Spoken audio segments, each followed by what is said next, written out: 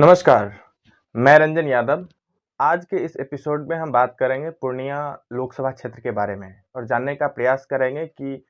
किस तरीके से आज हालिया जो गतिविधियां चल रही है और पप्पू यादव की वजह से खासकर पूर्णिया लोकसभा क्षेत्र खासे चर्चा में है। इसकी वजहें क्या है? पप्पू यादव क्यों कुछ वक्त पहले 1 सप्ताह करीब-करीब पहले कांग्रेस में कांग्रेस ज्वाइन किया है, अपने पार्टी को कांग्रेस में विलय किया है। बावजूद इसके वो सीट पूर्णिया का लोकसभा क्षेत्र कांग्रेस को नहीं मिला, राजद अपने खाते में रख लिया है। इसके पीछे की गुना-गणित क्या है, पॉलिटिक्स क्या है, सारी चीज़ों को समझेंगे और ये भी देखने का हम प्रयास करेंगे कि पिछली लोकसभा चुनावों में 2014 के लोकसभा चुनाव हो या 2019 के लोकसभा चुनाव हो, इन चुनावों में आखिर वहाँ पे किस पार्टी का कैंडिडेट जीता है। दरअसल दोस्तों, यदि 2014 और 2019 का हिसाब देखें, वहाँ की जो पॉलिटिक्स है उसको देखें, तो ये जदयू कैंडिडेट जो है वो दोनों बार अच्छी बहुमत से जीता है। 2019 की यदि बात करें तो 2019 में संतोष कुमार जो करीब-करीब 55% वोट शेयर के साथ जीता है और उनको 6,30,000 के करीब-करीब वोट मिला था। वहीं दूसरे नंबर पे जो कांग्रेस का कैंडिडेट था, उदय सिंह उर्फ पप्पू सिंह, उसको करीब-करीब 32% के करीब-करीब वोट मिला था और कुल जो वोट मिला था वो 3.5 लाख के आसपास है। लेकिन पिछली बार 2019 के लोकसभा चुनाव में पप्पू यादव पूर्णिया से चुनाव नहीं लड़ रहे थे, ये मधेपुरा से चुनाव लड़ रहे थे और ज़ाहिर-सी बात है उस वक्त भी ये एक तरह से इंडिपेंडेंट कैंडिडेट थे। हालाँकि वो अपने जो उनकी पार्टी है जन अधिकार पार्टी, उस पार्टी से चुनाव लड़ रहा था, लेकिन जो एक बड़ी कैडर होती है, जो बड़ी पार्टी होती है, जैसे कांग्रेस है, बीजेपी है, जदयू है या राजद है, इन किसी भी पार्टी के सिंबल पे उन्होंने चुनाव नहीं लड़ा था। पिछले कई बार जब 1980 के बाद से और 2014 तक देखते हैं हम, तो कई बार ये उस इलाके से जो पूर्णिया है, मधेपुरा है और सुपौल जो उनकी पत्नी रंजीता रंजन है, वहाँ से सांसद रही है, इन इलाकों में इनका ठीक-ठाक असर रहा है। दूसरी बात, यहाँ की जो सामाजिक ताना-बाना है, सामाजिक समीकरण है, वो करीब-करीब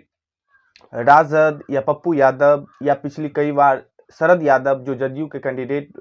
टिकट पे, जदयू के सिंबल पे चुनाव लड़ चुके हैं, ये लोग अच्छे खासे मार्जिन से लगातार जीतते रहे हैं। लेकिन 2014 में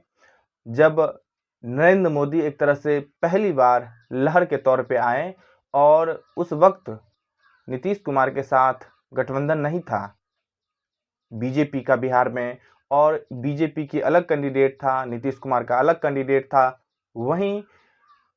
राजद का और कांग्रेस का अलायंस था, तो इन दोनों का समर्थित कैंडिडेट अलग से था। उस वक्त इस कैंडिडेट पे जदयू का जो प्रत्याशी था संतोष कुमार, उन्होंने जीत दर्ज की थी और अच्छी खासी मार्जिन से जीत दर्ज की थी। करीब-करीब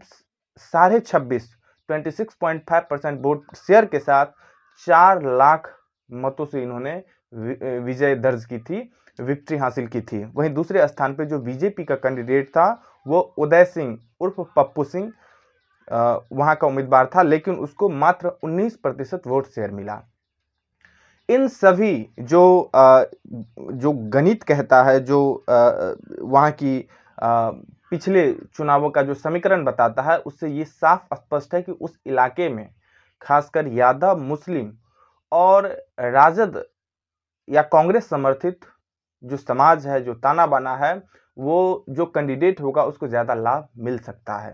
लेकिन उस वक्त भी जब मोदी लहर था 2019 के लोकसभा चुनाव में और पुलवामा खासकर जो अटैक हुआ, उसके माध्यम से बीजेपी और मोदी सरकार ने एक मोमेंटम गेन करने का जो प्रयास किया, उसका भरसक उन्हें फायदा भी मिला और 2019 में जदयू और बीजेपी का गठबंधन था। एनडीए संयुक्त रूप से चुनाव लड़ रही थी और एनडीए का संयुक्त उम्मीदवार जदयू का कैंडिडेट संतोष कुमार ही था और यही वजह है कि उनको करीब-करीब 55% वोट शेयर के साथ 6 लाख वोट मिला और दूसरे स्थान पे उदय सिंह रहे, जो पहले बीजेपी में थे, बाद में वो कांग्रेस में आ गए। लेकिन इस बार 2024 का लोकसभा चुनाव जो है, इस बार भी एनडीए के तरफ से ये सीट जदयू के खाते में गया है और जदयू संतोष कुशवाहा को उम्मीदवार घोषित किया है। वहीं दूसरी तरफ आरजेडी महागठबंधन का जो अलायंस है या इंडिया अलायंस है, उसमें जो कांग्रेस है, आरजेडी है, सीपीआई, सीपीआईएम और सीपीआईएमएल है, ये 5 पार्टियों का जो गठबंधन बिहार में है इंडिया अलायंस के एक छत्र के नीचे, उसमें ये सीट राजद खाते में गया है। हम सब जानते हैं कि राजद पूरे बिहार में 26 लोकसभा सीटों पर चुनाव लड़ रही है और यही वजह है कि यहां पेच फंस गया, क्योंकि हाल में ही कुछ वक्त पहले, पिछले 10 दिन पहले पप्पू यादव जो उन इलाकों में खासी सक्रिय रहते थे, लालू यादव से मुलाकात किया, तेजस्वी यादव से मुलाकात किया पटना में उनके आवास पे, और उसके बाद उसके अगले ही दिन ये सब लोग जन अधिकार पार्टी के साथ साथ पप्पू यादव भी कांग्रेस में शामिल हुए, अपने पार्टी जन अधिकार पार्टी को कांग्रेस में विलय किया। और जब उसके 2-3 दिन के बाद महागठबंधन का सीट शेयरिंग का फॉर्मूला बिहार में आया, तो इसके जो मुखिया हैं लालू प्रसाद यादव, उन्होंने ये सीट अपने खाते में रख लिया और राजद अपने खाते से बीमा भारती जो जदयू की सिटिंग विधायक है, उनको ये टिकट दिए हैं। और पप्पू यादव अब ऐसा कहते नजर आते हैं कि हम इस क्षेत्र से, पूर्णिया लोकसभा क्षेत्र से चुनाव लड़ेंगे,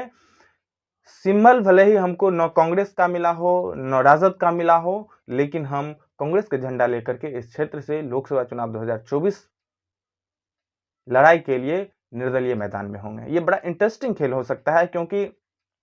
आखिर क्या पप्पू यादव को पता नहीं था जब 1 सप्ताह पहले वो लालू यादव से मिलने गए, क्या उनसे ये बात उनकी नहीं हो पाई कि आखिर यदि पप्पू यादव और उनकी पार्टी कांग्रेस में मर्ज हो रही है और वो पूर्णिया से लोकसभा चुनाव लड़ना चाहते हैं, तो बावजूद इसके पूर्णिया का जो लोकसभा क्षेत्र है वो कांग्रेस को क्यों नहीं मिला, और यदि कांग्रेस को ये मिली होती तो निश्चित तौर पे कांग्रेस की टिकट पे पूर्णिया से पप्पू यादव लोकसभा के उम्मीदवार होते। लेकिन यदि इस तरीके से त्रिकोणीय चुनाव हो जाता है, जिसमें बीमा भारती राजद के टिकट पे, संतोष कुशवाहा जो है वो जदयू के टिकट पे और वो एनडीए के हिस्सा हैं, और इधर पप्पू यादव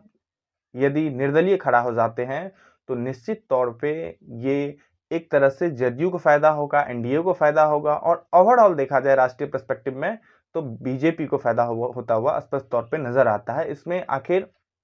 क्या है? आखिर पप्पू यादव क्या बीजेपी का प्लान बी है, बीजेपी का टीम बी है? क्योंकि ऐसा इस वजह से भी कुछ लोगों का मानना है कि यदि 2 दिन पहले, 1 सप्ताह पहले पप्पू यादव यदि कांग्रेस ज्वाइन करते हैं, तो उनके बीच कुछ न कुछ अंडरस्टैंडिंग हुई होगी कि ये सीट आखिर कांग्रेस को मिलेगा या नहीं मिलेगा। और यदि इस बात का आश्वासन उन्हें पहले मिला हुआ था कि ये सीट पूर्णिया का जो जिस इलाकों में वो प्रणाम पूर्णिया करके 2-3-4 महीनों से लगातार कैंपेन कर रहे हैं, और वो सीट यदि कांग्रेस को नहीं मिलता है और पप्पू यादव बावजूद इसके कांग्रेस ज्वाइन करते हैं, तो इसका फिर नतीजा क्या हो सकता है? क्या पप्पू यादव फिर बगावती तेवर में निर्दलीय इंडिपेंडेंट कैंडिडेट के तौर पे चुनावी मैदान में हो सकते हैं? देखना होगा। लेकिन एक प्रश्न जो खड़ा होता है कि जिस तरीके से उत्तर प्रदेश में जयंत चौधरी आखिरी वक्त पे बगावत कर लिए, नीतीश कुमार बिहार में बगावत कर लिए, इंडिया अलायंस के छत्र छाया से बाहर निकल गए, क्या पप्पू यादव का इस तरीके से कांग्रेस में रह के इंडिया अलायंस के अगेंस्ट में चुनाव लड़ना, ये कोई नया समीकरण हो सकता है? देखना होगा। चुनाव अभी होने ही वाला है। पूर्णिया का चुनाव संभवतः तीसरे फेज में होगा, और लगातार अब हम बिहार के जितने भी लोकसभा सीट हैं, सभी लोकसभा सीटों का विश्लेषण करेंगे, जानने का प्रयास करेंगे कि किस पार्टी को कितना वोट शेयर है, और वहां का संभावित कैंडिडेट, या यदि घोषणा हो चुका होगा तो वहां कौन कैंडिडेट किस पार्टी से, किस गठबंधन से हो सकता है। आज बस इतना ही। धन्यवाद।